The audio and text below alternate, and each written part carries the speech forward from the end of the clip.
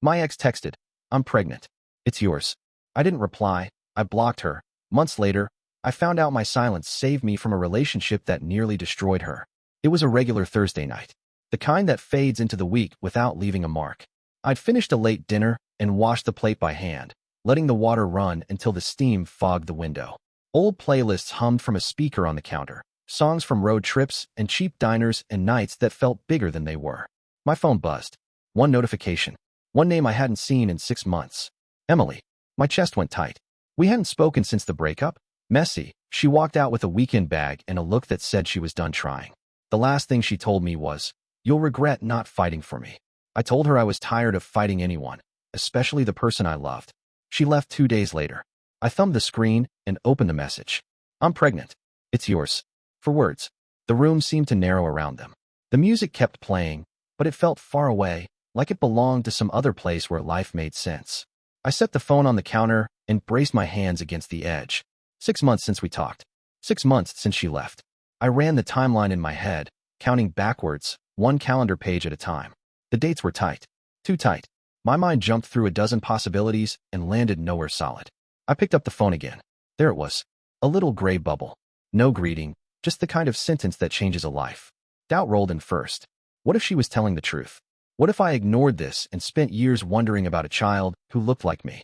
Then came the other voice, the one that sounded like the night she packed. "Don't get pulled back into the storm." I walked to the sink and turned the water off. The silence felt heavy. Memories started lining up on their own. The fights that ran past midnight. She walked out and then came back the next afternoon like nothing had happened. The night I saw a photo of her and a guy named Chase on Instagram, her head on his shoulder, their drinks in plastic cups. She looked proud of the choice. I hit unfollow and told myself that was closure. Now I had this message staring at me, asking me to rewrite the ending. I grabbed my jacket and headed out for air. The corner store was still open, its bright aisles and humming coolers giving me somewhere to stand that wasn't my kitchen. I called Ryan on the walk back. He's blunt when I need blunt. "Man," he said after I read the text out loud. "Don't let her pull you around again.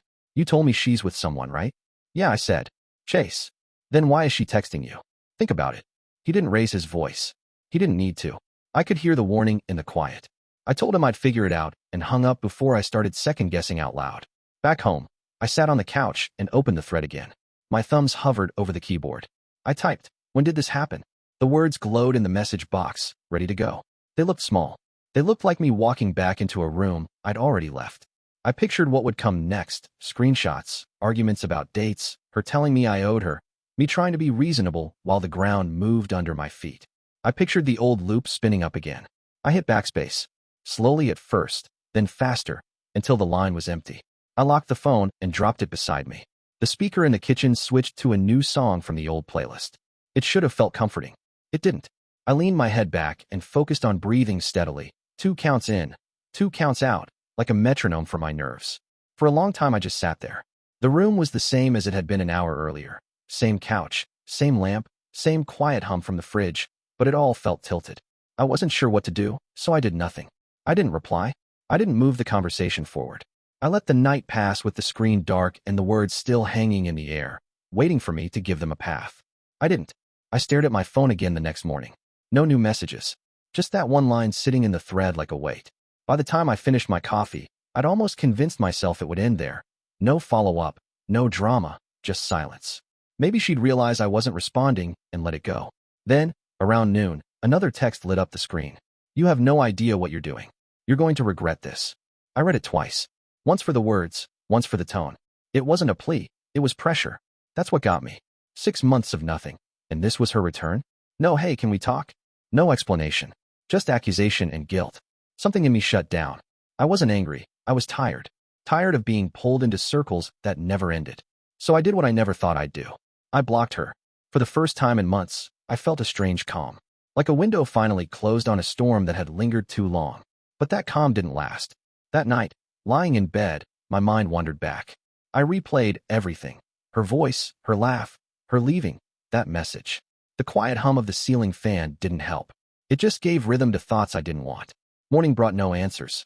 Just another cup of coffee, and my mom noticed the distance in my eyes. "You look pale," she said, studying me from across the table. "Rough night." "Yeah, long one. You want to talk about it?" I almost said it. My ex texted me she's pregnant. and I blocked her. But the words felt ridiculous outside my head. How do you even start that conversation? So I lied. Just a bad dream, I said. She gave a small nod, the kind that means I'll let it go for now. A week passed. No new messages. No unknown numbers. The quiet became normal again. I went to the gym, met Ryan for a beer, got lost in work. Each day put a little more distance between me and that message. By the 7th day, I started to believe I'd done the right thing. That it was just one of her old games, the kind that tugged at my conscience until I gave in. Until one afternoon, Ryan came into my office without knocking. His face said more than his words. Dude, you need to see this. He handed me his phone. On the screen, Emily, smiling widely in a photo. Her hand rested over a rounded belly. The caption read, "Can't wait to meet you, baby boy." My pulse quickened. It was real. She wasn't lying. Not about the pregnancy, at least. I scrolled down. Comments flooded the post. Hearts, congratulations, but one stopped me cold.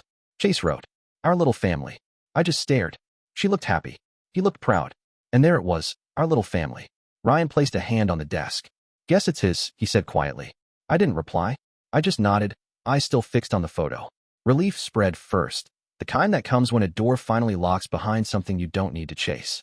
But underneath it, another feeling stirred. Not anger, not sadness, just something uneasy. Why text me? Why drag me back into her world for one night, then vanish into a new one? The questions hung there, unanswered.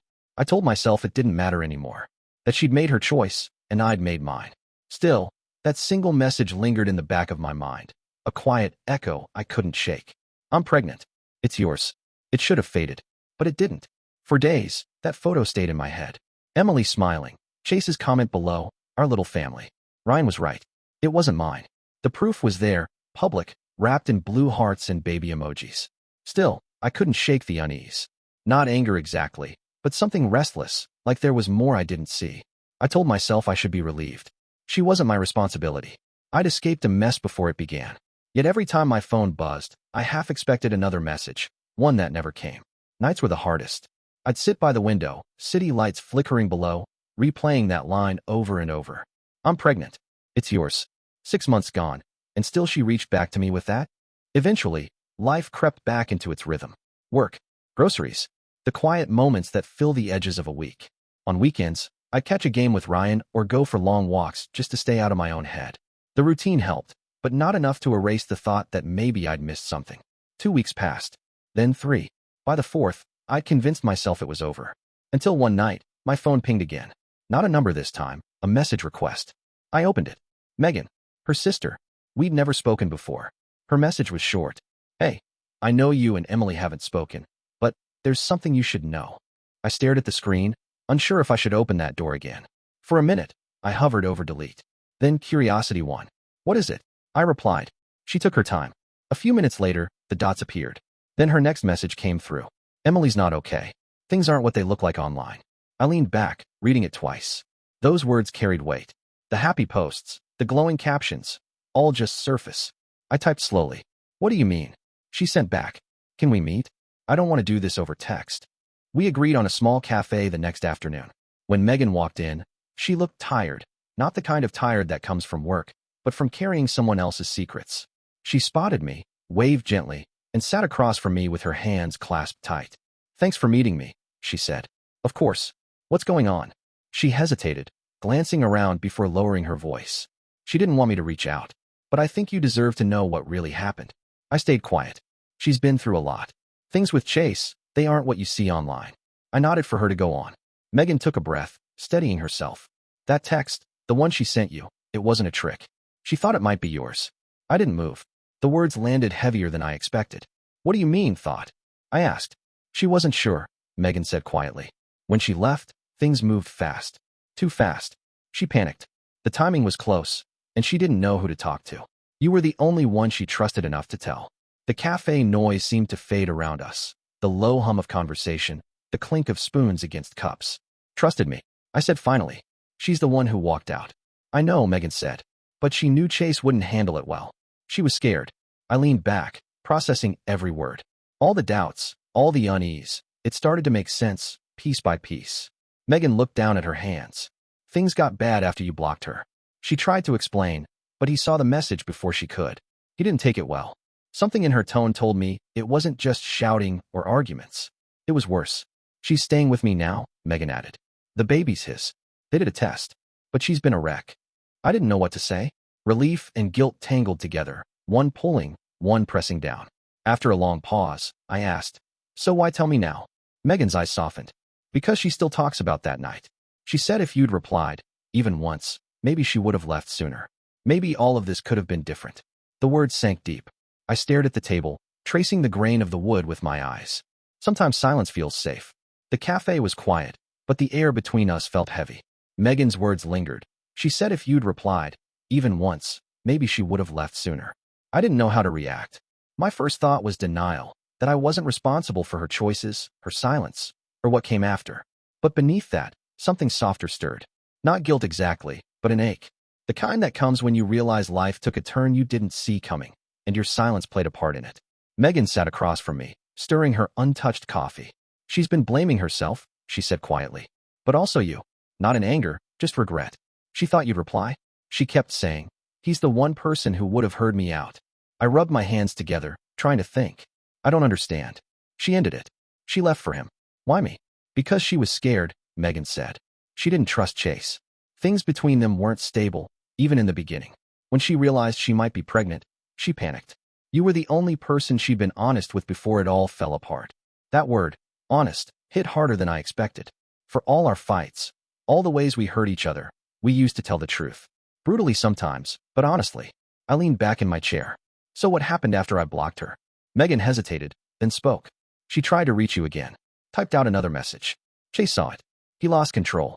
Accused her of cheating, of trapping him. It got ugly." The way she said ugly made my skin crawl. "She stayed with him for a while," Megan continued, thinking she could fix it. "But it just got worse. After the test confirmed the baby was his, he stopped pretending. Eventually, she left and came home." I let out a slow breath, staring at the tabletop. My chest felt tight, not from love or longing, but from the weight of everything I hadn't known. "She didn't want me to tell you any of this," Megan added softly. "She said you deserve to move on." But I could see how much that night still eats at her. I nodded. "Yeah, it eats at me too." For a moment, neither of us spoke. The hum of the espresso machine filled the space where our words should have been. Finally, I asked, "So why now? Why bring this to me months later?" Megan sighed. "Because she's trying to move on, and part of that means forgiving herself. She wanted to reach out, but she didn't know how. She thought it'd make things worse." I looked out the window. People walking by, couples holding hands, a mother pushing a stroller. Life went on. It always does. "Tell her," I paused. "Tell her I don't hate her. I understand why she panicked. But I couldn't walk back into that chaos. Not after everything." Megan gave a small nod. "I'll tell her." She stood to leave, sliding her jacket on. Before walking out, she looked back. "For what it's worth, I think you both cared more than you realized." When she was gone, I stayed there a while, the coffee cold in front of me. I scrolled through old photos later that night. The road trips, the quiet mornings, the little moments that built a life we didn't know how to keep. Somewhere between those memories, I found the truth. I hadn't blocked her out of cruelty. I'd done it to save myself. But saving yourself doesn't mean it won't hurt someone else in ways you'll never see coming. Lying in bed, I replayed her last words from months ago. "You'll regret not fighting for me." I didn't know if she'd been right. Maybe in a different world, we'd have figured it out. But in this one, all we had left was silence and a lesson learned too late. That night, I fell asleep with one thought circling my mind. Sometimes you do the right thing, and it still leaves a scar. I didn't reach out. Not that night. Not the next week. Some stories don't need sequels, just space to breathe. I told myself reopening old wounds wouldn't help either of us. Still, every so often, her message crossed my mind, quiet but sharp, like a splinter you forget until you brush against it again. Months slipped by. The days blended into a calmer rhythm. Work, dinner, walks in the park. Life didn't feel heavy anymore. Just steady. Then one evening, I stopped by the grocery store on my way home. It was late, half the aisles empty, the kind of silence that feels softer than loneliness. I turned a corner near the baby aisle and froze. There she was, Emily. She stood by a stroller, adjusting a small blanket. Her hair was tied back, her posture smaller than I remembered. When she looked up and saw me, her eyes widened, not in shock, just quiet surprise. We stood there for a beat, both unsure who should speak first. Finally, she gave a small, tired smile. "I didn't think I'd ever see you again." "Neither did I said. Her voice was gentler than I remembered. "You look good." "You too," I replied. It wasn't entirely true. She looked different. Older somehow. Not in years, but in the way life marks you after a storm. She looked down at the stroller, brushed her hand against the blanket. He's sleeping, she said softly. I was just getting a few things for him. I nodded, unsure what to say next. The weight of everything we hadn't said hung between us. Then she looked up again. I wanted to tell you something. I wasn't trying to trap you that night. I was scared. I didn't know who else to turn to. I'm sorry. Her voice didn't shake. It didn't need to. The honesty was enough.